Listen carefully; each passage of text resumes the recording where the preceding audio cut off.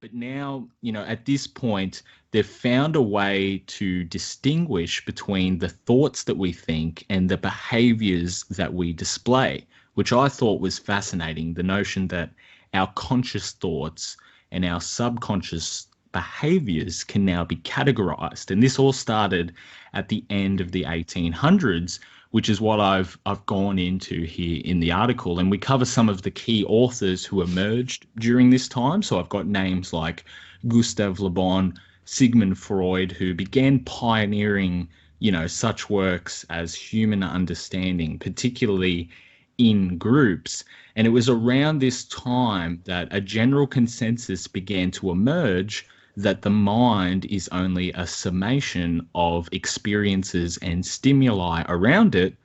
And much like an animal, humans can be persuaded to do just about anything given the right type of stimulation and experiences. And this is what really kicked all of this off, gentlemen. And Adam, I'll throw to you first, just for a brief comment on this, and we can obviously open it up and then move on. But how much have you looked into the field of psychology yourself? Have you read any of the authors that have been listed in that article? And what's your general thoughts, mate, on obviously a time when humans began to decompartmentalize our very thoughts, mate?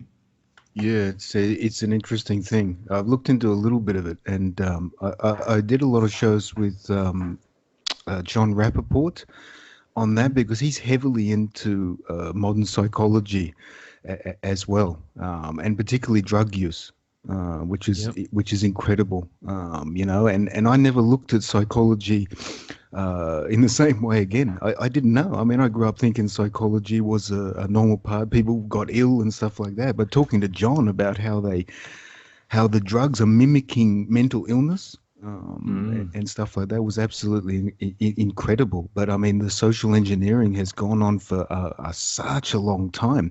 I was always interested as well in smoking and cigarettes, how like Yeah. you saw in the 50s they were recommending pregnant women to smoke, and they had the advertisements. You can still see them on YouTube and the black and whites of that, where they're recommending smoking Camels, and the doctor recommends you to smoke Camels. And so that's a massive psychological ploy going on there as well with the whole smoking. But the social engineering, it would be interesting to look back how far it actually goes back throughout history, because you can Mm. tie it back way, way, way, way, even, maybe to ancient Egypt. It was going on with the Nazis, it was going on in Germany, it was going on so far back in history.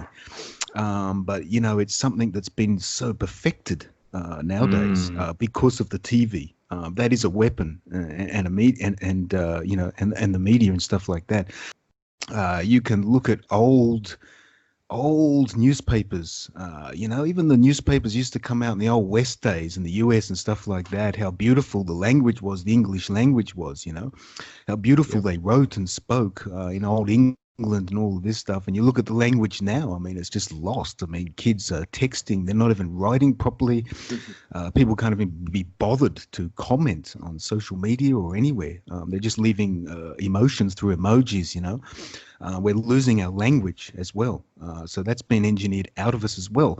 And when the language is engineered out of society, then the controllers really start to do the thinking for you. And I'm noticing that Mm. a lot now, because if you look at the old days, how people spoke, if I'm looking at the English language, just to make an example, it was really incredible. And you look at old magazines and old papers and the way people spoke and wrote back then, and the media wrote and what they reported was really amazing. And you compare it to now, the dumbing down, and just how idiotic it all is and senseless it all is really amazing. And that's something I've looked into, that we're losing our language, we're losing our ability to communicate with one another, because technology's done that for us, through Mm. social media as well. That's taken away that human touch and connection. We're just connecting through social media now. I'm out today walking around because it's sunny and everyone's at the beach, thousands of people down the beach, and they're all on phones. They're telling each other what they're doing while they're taking selfies of their selfish selves, and, Yeah. they're not communicating. How you going? Look in my eyes. Let's talk. Let's have a conversation. Who are you? Who am I? I am a real person. We're here. It's all this weirdness now. So the language has been taken out, I think, to a large degree, and I think that's a big part of social engineering that doesn't get spoken about. But also very important, as I spoke to John Rappaport about the psychologists, looking at children who might be just having problems in school, or maybe the parents are a bit worried because they're not learning. They'll go into the doctor and the doctor will send them to a psychiatrist and they'll prescribe drugs and say, well, Timmy's going to take this drug, he's going to feel better and he's going to work better and he's going to be more alert. And then that happens for a little while, and then they start noticing that Timmy's sort of absent-minded, or sort of off in the corner, or not associating with the family anymore, that he's acting sort of distant. And then, they're thinking, wow, well, I didn't expect this. I thought that he was going to take those drugs and he was going to be better. So then they go back to the psychiatrist, and then they diagnose them with depression or any number of one of these things, and then they get them on the heavier drugs. So that's needs more drugs, yeah. Well, you need more Yeah. drugs. So I started looking at psychiatry and thinking, well, what is this? Are people in the first place really mentally ill? Because these drugs are mimicking mental disorders that actually weren't around in the first place. So that's something that we have to look at too, if we can connect social engineering and drugs, modern drugs as well.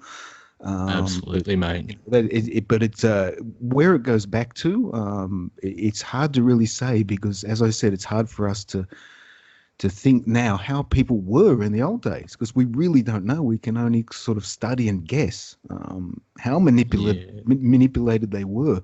But God knows. You've probably looked into, Ethan, how long it's actually gone on for. Maybe there was an intervention there sometime in history, in our ancient past. There seems to be an intervention there of the human race, where we were changed. Yeah, well, it's interesting. There's certainly definitely a significant change around this point. The end of the 1800s, there was significant changes just all across the world that were very sudden and very foreign to what we were doing. Yeah, industry and obviously, these types of compartmentalizations. As I said, like, you had philosophy, you had biology separating the mind and the body, but then all of a sudden, psychology comes along. And one of the things that I had trouble with, was that there's not much explanation about how this process began at all. Obviously I try to cover it in the articles and give, evidence of the first laboratory that was built, when the industry started, some of the key authors that started it and what they were saying back then, but it doesn't really explain where this come along. Like in Einstein's field of work, for example, his triumphs and failures that led him to a certain point, even in the narrative, and that, you understand the fragmented fields that then made up the field that he was researching. You've got that backstory, you've got that context as to what he was doing, whereas when it comes to psychology, it's just completely come out of the blue, and it just interests me that these people were just so profoundly ahead of their time, back at a time when we really didn't even understand what was happening with our subconscious and our conscious brains. These people were writing about it, So I wanted to leave a couple of key authors there. Now I'll throw over to you over there now, Chris. We'll get you in here, mate. Have you had any experiences or run-ins with psychologists or the psychology industry at any point in your life? And what are your general thoughts on this industry as a whole, mate? No, I personally haven't had anything to do with them, but I am aware of the effects some of these drugs and that can have on people. And it's, it just seems most of the time they're too happy to hand out these drugs, and and the kids end up a lot worse than what they actually are. But yeah, mate, honestly, I haven't had much to do with it, but it is scary. And yeah, that's about all I've got to say about that, man. Honestly, it's just sort of, I don't know. it makes you wonder where all this is actually. There's the official, like the narrative that's out here, where it come from and things like that. But it makes you really wonder what was happening behind closed doors before that and what the motives were, towards people and things like that.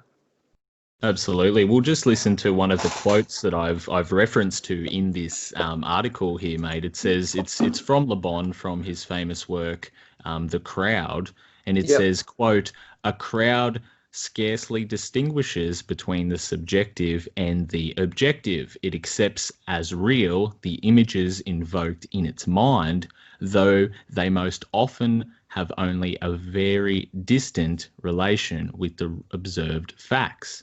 So he's talking about how, people are going to perceive real images in their mind as a collective. And as long as the collective believe the real images, the real replaces what the actual real is, this manufactured real that can be created, even though they don't relate in facts. And this is what puzzles me, is this was way before television. This was way before, some of these traditional mediums that we know of here today, yet people understood how humans worked way back then. And these authors were writing about that. And it's very interesting. And as you said, mate, there's the official story, but then it just says this is how it started. It doesn't give you any context to where it come from and how humans began to understand people like this, so it's very interesting. And General, mate, what are your thoughts on psychology, mate? I'll get you to chime in here with some of your thoughts, mate. It's a very interesting industry, isn't it? That sort of just popped up out of nowhere at the end of the 1800s there. False knowledge. Yeah. Well, it is interesting, I mean, especially when you've got. I'm glad you included Freud in this. One name that you appear to have left off your list, unless you mention it later on, is Edward Bernays. Yeah. He was Freud's nephew. And he's known as the father of propaganda and public perception management. So Absolutely. they were in close contact too when Bernays was in America and Freud was still back over in Europe. He used to write letters and communicate with him regularly on what he was doing over here in the States and stuff. But I mean, for those people that who don't really realize this, but Edward Bernays, in terms of psychology, in understanding the public and stuff, he's the man responsible for the reason why we eat bacon and eggs for breakfast. For folks out there who aren't aware, then back in the day, the Beechnut Packing Company was the big manufacturer of things like smoked pork products and all that sort of stuff, and their sales were diminishing on products like bacon and all that sort of stuff, and they hired Edward Bernays to increase that for them. And Edward Bernays went out there and spoke to. He surveyed doctors. He surveyed a couple of hundred or many doctors all across the country, and he had one question that he asked them. It was along the lines of, which type of breakfast do you condone, a hearty breakfast or a light breakfast? That was like the only question he asked them all. And then all of the doctors, of course, said, well, we condone a hearty breakfast, the bigger breakfast, to get your day going, blah, blah, blah. So that was the only question he asked them. And then, so now he went back to his advertising and, it was something like 99% of doctors approve a hearty breakfast. And for your hearty breakfast, have, Beechnut Packing Company, bacon and eggs, that's the reason why that went then through the roof. And he changed society by doing that, you know what I mean? Like, not just in America, but around the world, you know what I mean? So these guys are very clever at knowing what to do and how we work and how we operate, right down to the very, very basic levels of our civilization and how the mind works.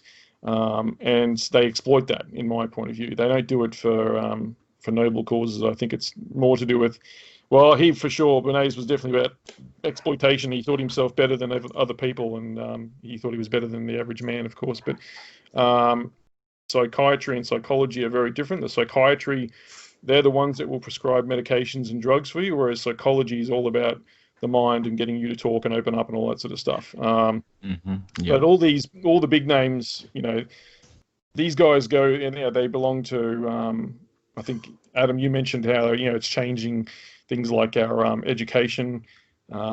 You've got Charlotte Iserbyt talked about she wrote that book, The Deliberate Dumbing Down of America, via our language. Our language is getting so poor, you know what I mean? That's one of the aspects as well. But, Charlotte's father was a member of the Skull and Bones Society, and he had a lot to do with the education of America and stuff. So these guys are all in on it together, they go very deep and very far back, and I don't think they're doing it for noble causes. I do think that a lot of this is more to do with they have this elite mindset and they want to know how to control the public for their own doing. Yeah, no, it's certainly interesting, mate, and that's absolutely. That's what I tried to just get across to people there in the article, is that people were talking about this so long ago, and people did understand how to develop these things and use them against us. And obviously, other influences. You've got B.F. Skinner, Ivan Pavlov. It all just stemmed down where you have to follow their structured models as a way to communicate with the human brain, which I always thought was fascinating. Now, I am of the consensus that, this thing might have begun without ill intent, meaning perhaps intelligent thinkers like Gustave Le Bon were genuinely discovering unprecedented things about the human mind. Le Bon's work's fantastic when you read it. It's unbelievable to read what was there. But I just thought it was interesting where it then ended up past that. We've also included a number of links and documented terms in the field in the article that exist today to speak to these such works. So you can look up things like groupthink, conformity, the bandwagon effect, all of these now well-known terms that have since developed and sort of play to that story that I was alluding to, how it's all structured and it's all this one big sort of machine of how to communicate with the human mind.